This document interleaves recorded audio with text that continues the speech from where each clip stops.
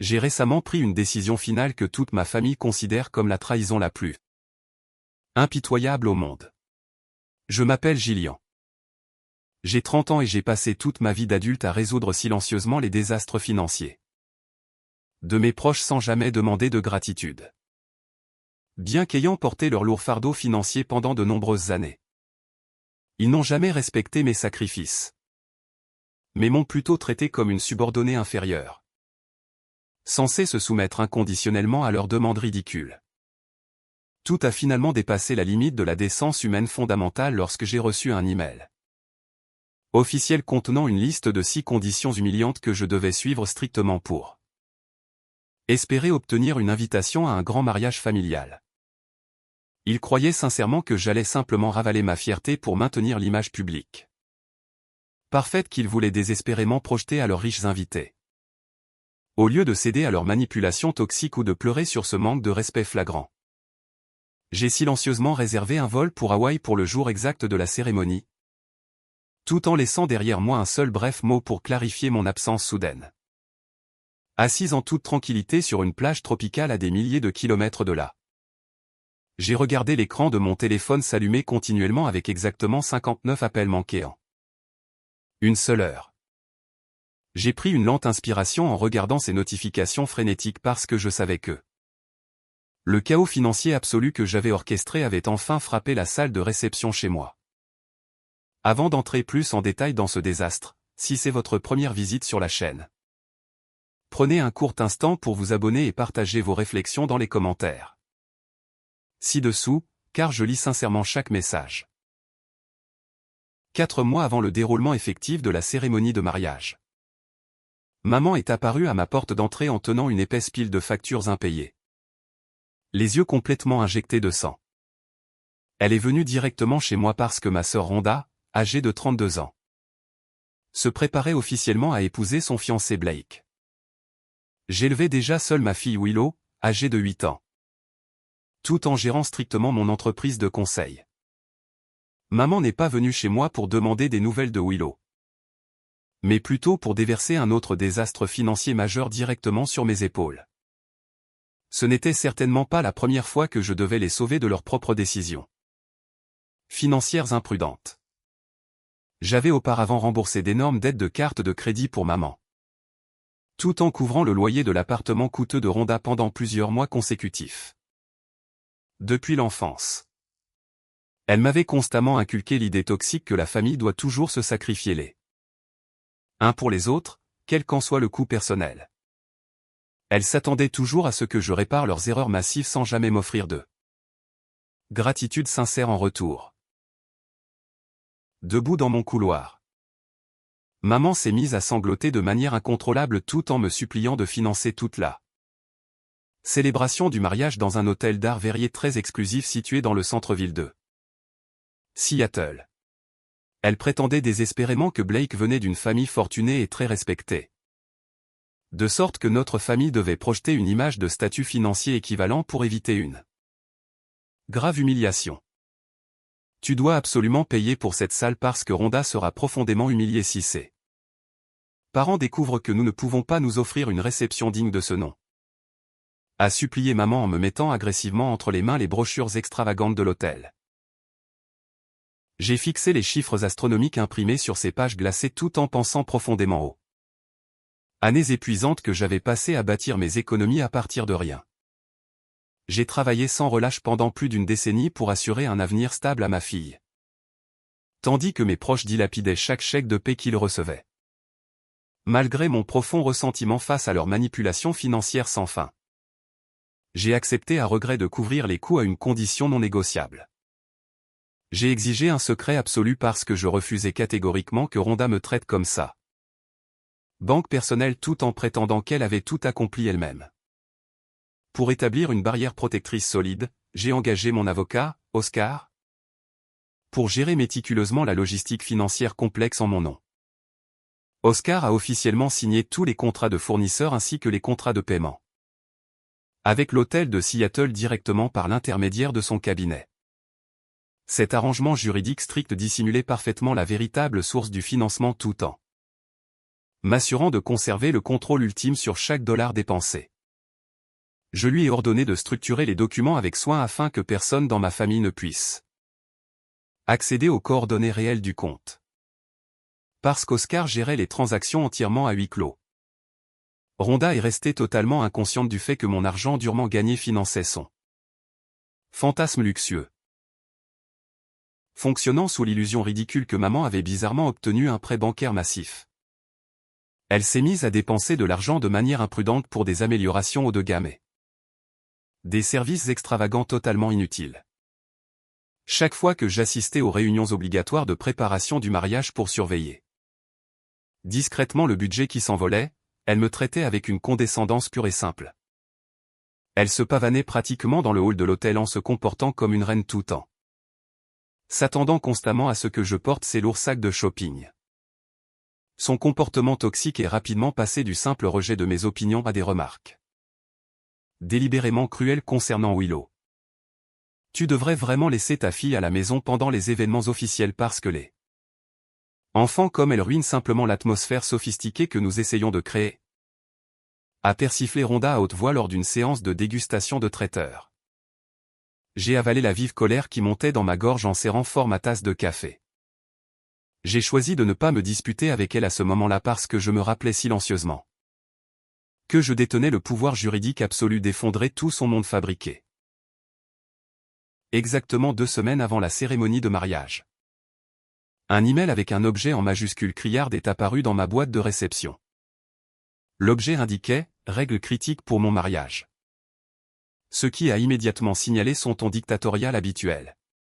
J'ai ouvert le message, m'attendant à une autre longue liste de courses ennuyeuses que je devais faire pour son cortège nuptial. Au lieu de cela, le message contenait une liste rigide de 6 conditions obligatoires que je devais remplir. Simplement pour assister à la réception.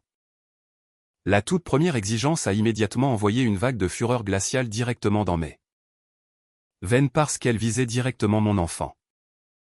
Rhonda interdisait explicitement à Willow de mettre le pied dans l'hôtel de Seattle sous quelque prétexte que ce soit. Elle a écrit avec arrogance qu'amener un enfant né hors mariage tâcherait irréparablement l'esthétique sophistiquée qu'elle voulait présenter. Elle a même suggéré que j'engage une babysitter bon marché pour la nuit parce que ma fille n'avait pas sa place au milieu des invités de la haute société. La lecture de ces mots haineux sur mon enfant innocente a complètement franchi la dernière limite de ma patience. Les éléments suivants de sa liste se sont agressivement orientés vers une extorsion financière pure et simple sous couvert de demande sœur.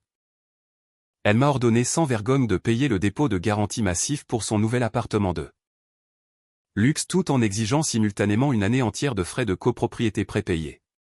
De plus, elle s'attendait complètement à ce que je finance l'intégralité de leur voyage de noces aux deux gamme dans un complexe hôtelier tropical exclusif sans poser de questions. Elle a décrit les échéances de paiement comme s'il s'agissait d'un recouvreur de dettes réclamant de l'argent à un client morose. Elle supposait sincèrement que je lui transférerais aveuglément des milliers de dollars pour soutenir son mode de vie somptueux parce que j'avais toujours fait exactement cela par le passé. L'exigence la plus incroyablement dégradante apparaissait près du bas du message. Juste au-dessus de sa signature électronique. Rhonda m'ordonnait strictly de porter un uniforme gris uni assorti au personnel du traiteur engagé, plutôt qu'une tenue d'invité formelle appropriée. Elle a avoué sans vergogne que son objectif spécifique était de tromper Blake et ses prestigieux parents en leur faisant croire que j'étais simplement une travailleuse temporaire de l'événement. Elle voulait effacer activement mon existence en tant que sœur biologique simplement parce qu'elle considérait mon statut de mère célibataire comme un fardeau honteux pour sa nouvelle image brillante de la haute société. Elle m'a littéralement ordonné d'utiliser l'ascenseur de service pour éviter de me mêler aux vrais membres invités de la famille.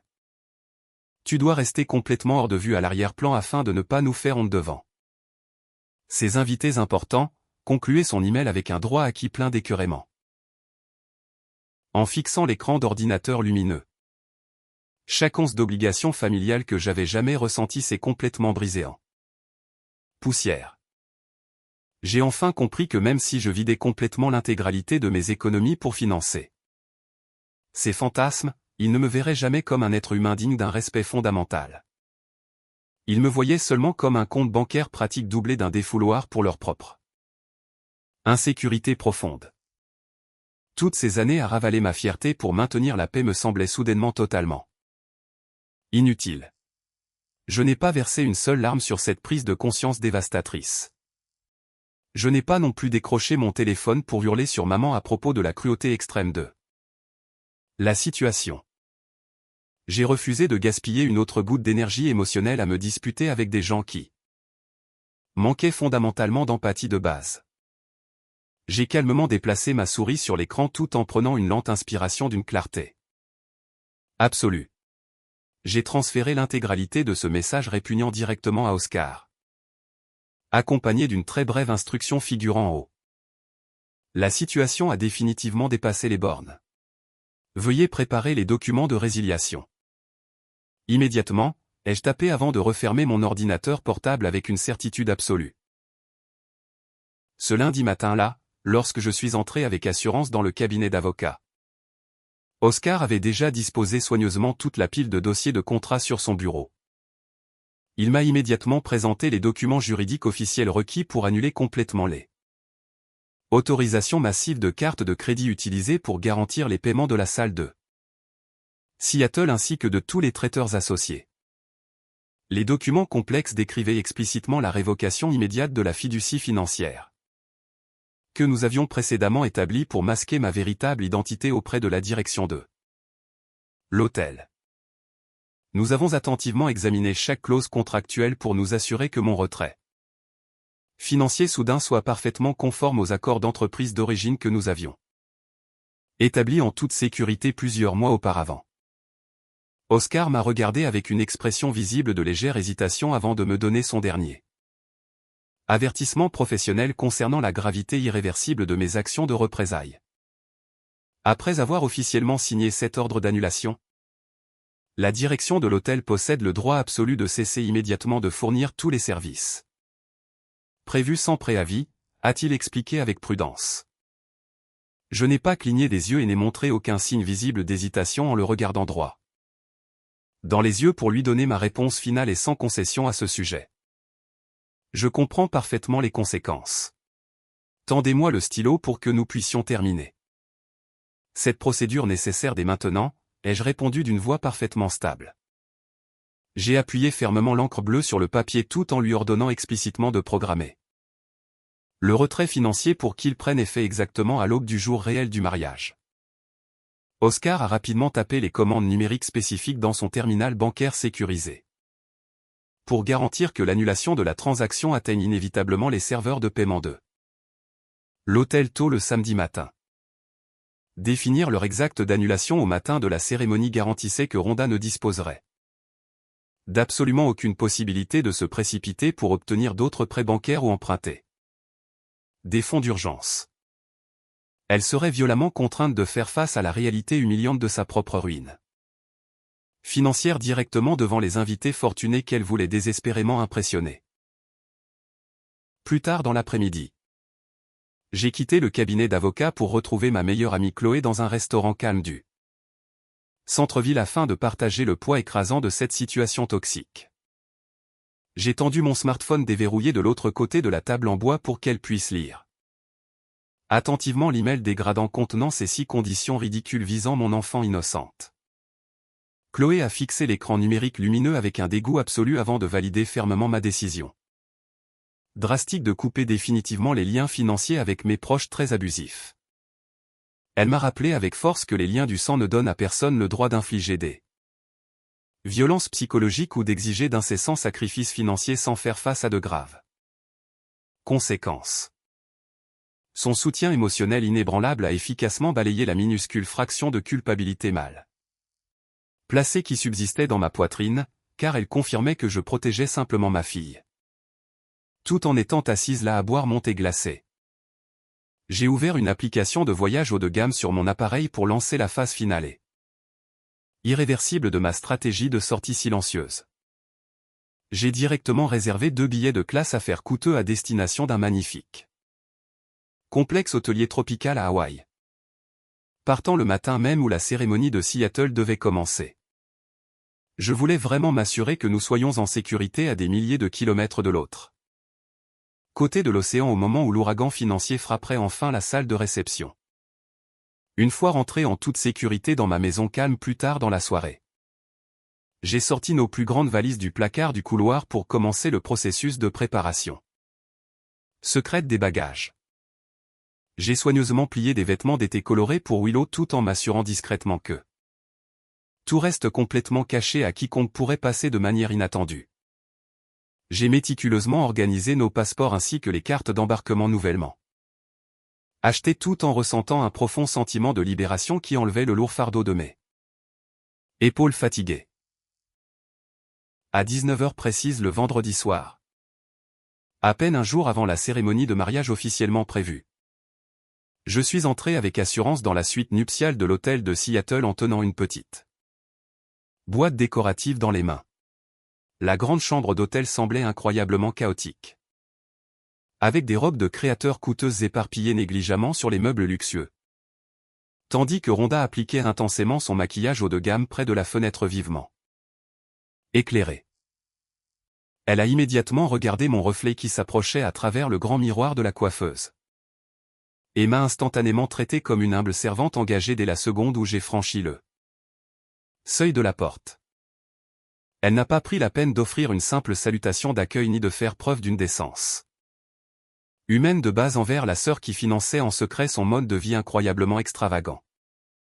Au lieu de me convier à la fête, elle a agressivement pointé son pinceau de maquillage coûteux vers le coin en désordre de la suite nuptiale bondée. Ramasse ses chaussures éparpillées et empile-les soigneusement dans le coin. Ne reste pas là à me fixer comme une personne totalement inutile, a ordonné Rhonda avec une arrogance absolue. J'ai réussi à réprimer l'impressionnante vague de profond mépris qui montait dans ma poitrine tout en maintenant soigneusement une expression faciale perfectly neutre sous son regard perçant et moralisateur. Très bien, je vais faire exactement ce que tu demandes dès maintenant, ai-je répondu calmement en marchant lentement vers la pile massive de chaussures de créateur abandonnées.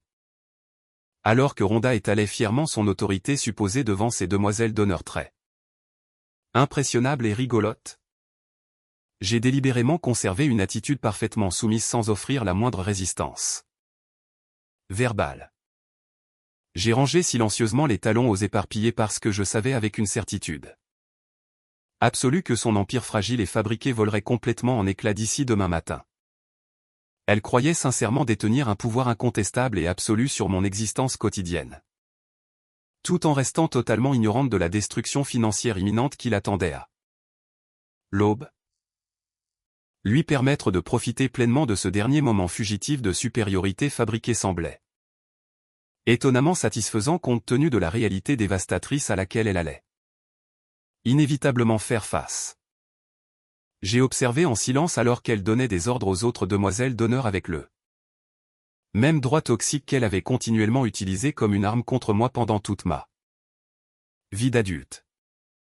J'ai attendu patiemment que les membres du cortège nuptial bruyant se regroupent autour de la grande armoire ouverte avant d'exécuter la dernière étape critique de ma stratégie de départ silencieux. Profitant pleinement de la distraction bruyante et chaotique qui remplissait la spacieuse pièce, je me suis prudemment approché de l'élégante coiffeuse où ses cosmétiques coûteux étaient disposés de manière désordonnée sur la surface de verre immaculé. J'ai glissé avec fluidité une enveloppe blanche de ma lourde veste d'hiver et je l'ai placée directement sous le lourd vase floral décoratif posé fermement au centre. L'enveloppe scellée contenait la lettre manuscrite expliquant mon absence physique délibérée ainsi que la résiliation permanente de mon parrainage financier secret pour l'ensemble de l'événement. Quelques minutes après avoir dissimulé le message caché, Rhonda s'est brusquement retournée pour donner une autre série d'instructions exigeantes concernant des objets oubliés chez moi. Elle m'a ordonné avec hauteur de traverser toute la ville en voiture pour récupérer plusieurs accessoires divers dont elle avait soi-disant besoin pour le programme de préparation de la mariée.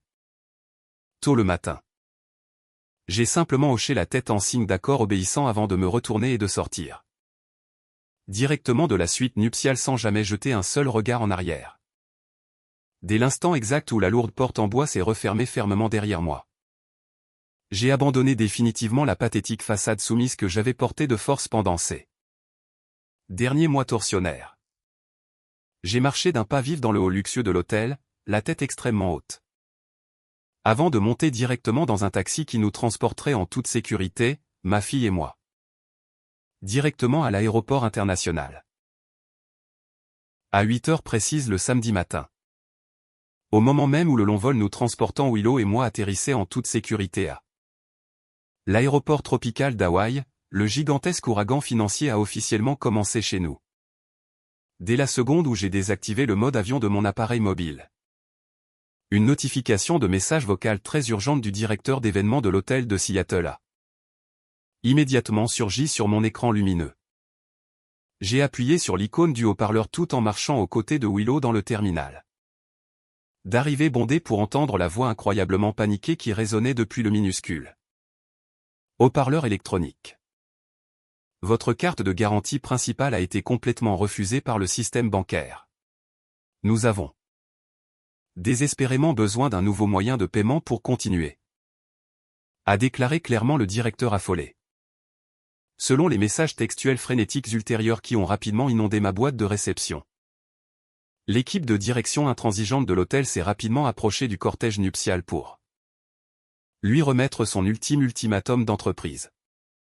Ils se sont fermement tenus devant les proches perplexes pour annoncer officiellement leur protocole strict concernant les soldes d'impayés massifs accumulés pour l'événement. Nous exigeons un paiement immédiat de la totalité en espèces sécurisées. Sinon toute la réception de mariage sera complètement suspendue, a annoncé le coordinateur de la salle à la foule. Les proches fortunés qui se tenaient près de la grande entrée ont regardé sous le choc en apprenant que la somptueuse célébration ne disposait actuellement d'absolument aucun soutien financier. Au milieu de la tension qui montait rapidement dans le hall de la salle, Rhonda s'est précipitée dans la suite nuptiale pour chercher désespérément des fonds d'urgence cachés, déchirant frénétiquement la chemise blanche que j'avais soigneusement placée sous le vase floral décoratif la veille au soir. Elle a lu l'unique note manuscrite expliquant mon retrait financier permanent au moment exact où Blake et ses prestigieux parents ont commencé à demander agressivement des explications logiques sur les retards de service embarrassants. Le marié fortuné a exigé une explication logique immédiate sur la raison pour laquelle le personnel de traiteurs professionnels refusait obstinément de servir les amuse-bouches coûteux aux invités affamés qui arrivaient. Ses mains tremblaient violemment tout en tenant le morceau de papier qui confirmait sa perte totale de contrôle sur mes comptes bancaires d'entreprise, sans le plafond élevé de ma carte de crédit premium qui masquait silencieusement son incompétence financière. Rhonda a totalement échoué à maintenir sa façade fortunée soigneusement fabriquée devant ça. Belle famille furieuse. Elle a été impitoyablement démasquée comme une personne financièrement imprudente, se noyant massivement sous des dettes de consommation, plutôt que la femme de la haute société raffinée qu'elle prétendait être avec arrogance. Blake a fixé sa mariée en pleurs avec une incrédulité absolue en réalisant lentement l'ampleur effrayante de son élaboration trompeuse au cours des dernières années. Ses parents fortunés ont regardé ce spectacle humiliant se dérouler avec un dégoût visible tout en découvrant que leur fils était sur le point d'épouser quelqu'un ayant de lourdes charges financières. La belle illusion qu'elle avait minutieusement construite en utilisant mon argent durement gagné s'est brisée instantanément en milliers de morceaux irrécupérables directement sur le sol en marbre poli de l'hôtel. Pendant que je récupérais confortablement nos lourds bagages sur le tapis roulant de l'aéroport, l'écran de mon smartphone clignotait continuellement avec d'incessantes notifications de mes proches désespérés. L'appareil vibrant affichait sans relâche une avalanche d'appels manqués frénétiques provenant simultanément de maman et de Rhonda. Elle tentait désespérément de me joindre pour obtenir le financement d'urgence nécessaire tandis que leur empire social soigneusement construit s'effondrait de manière spectaculaire autour d'elle. J'ai calmement regardé le compteur numérique augmenter régulièrement jusqu'à ce que le décompte Finale des appels manqués s'arrête exactement au chiffre 59. J'ai simplement souri en glissant le téléphone silencieux dans ma poche parce que la situation chaotique qui se déroulait de l'autre côté de l'océan n'était plus mon problème à résoudre. Nous avons marché directement vers le soleil tropical éclatant qui nous attendait à la sortie du terminal pour commencer enfin nos vacances paisibles, loin de leur drame toxique sans fin. À 15 heures précises le même jour, j'ai finalement décidé d'appuyer sur le bouton vert pour répondre lorsque l'écran numérique s'est éclairé d'un appel entrant de maman pour la 20e fois consécutive. L'audio immédiat transmis par le minuscule haut-parleur électronique consistait entièrement en un chaos absolu, parfaitement mélangé à une profonde détresse émotionnelle. Maman sanglotait hystériquement dans le combiné tout en exigeant agressivement que je répare instantanément la situation catastrophique qui se déroulait dans la salle de Seattle.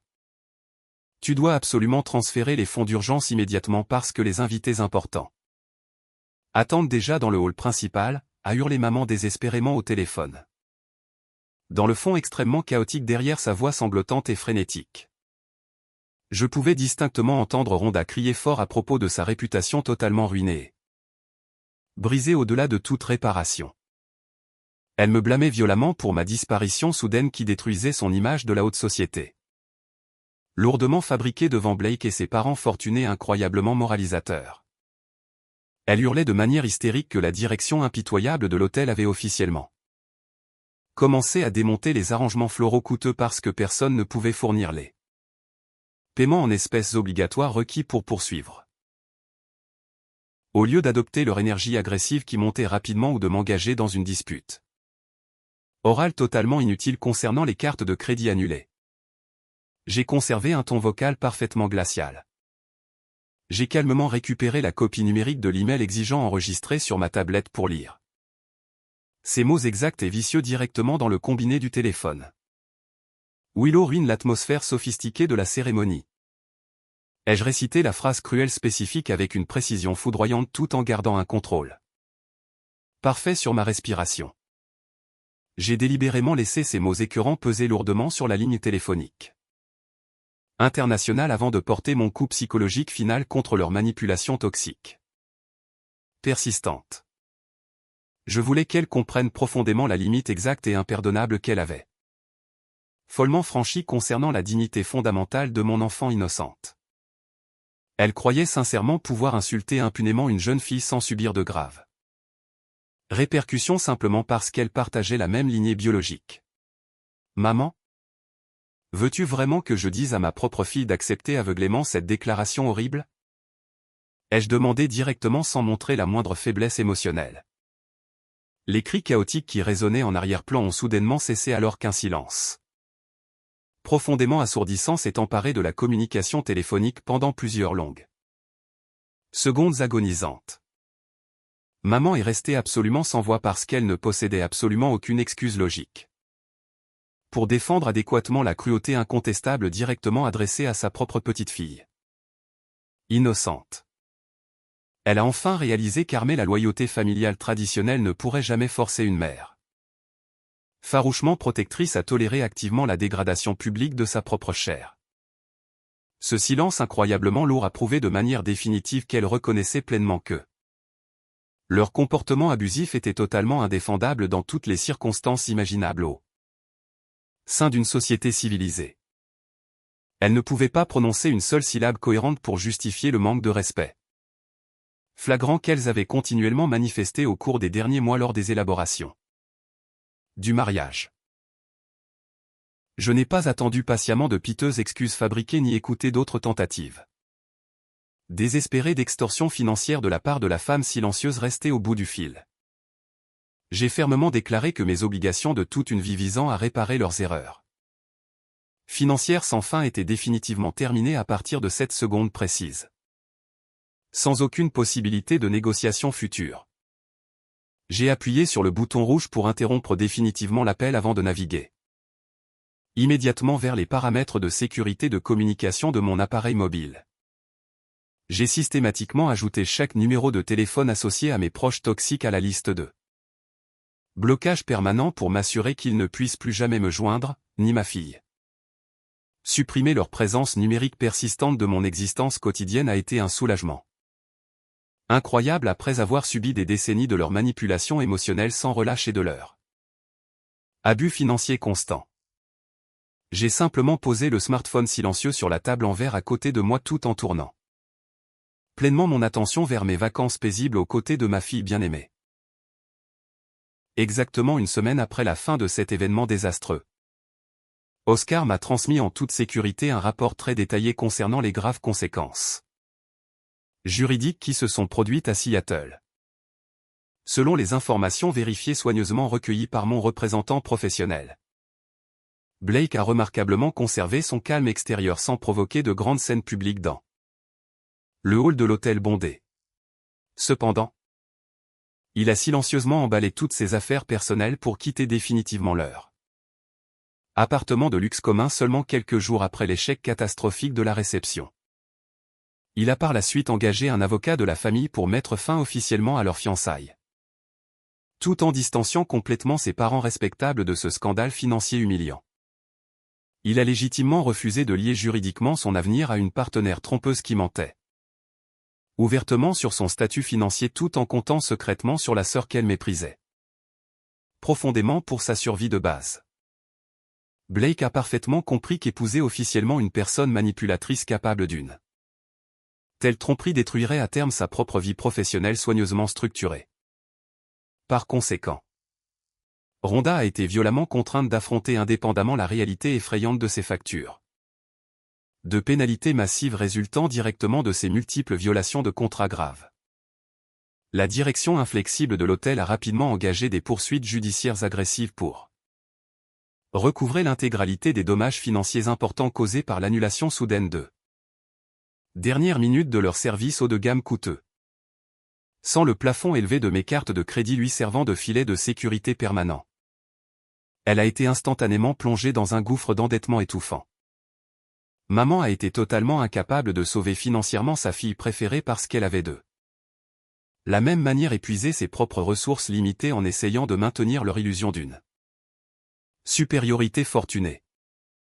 Tout leur empire social fabriqué s'est complètement effondré en poussière à l'instant précis où j'ai enfin refusé de fournir continuellement la base monétaire nécessaire.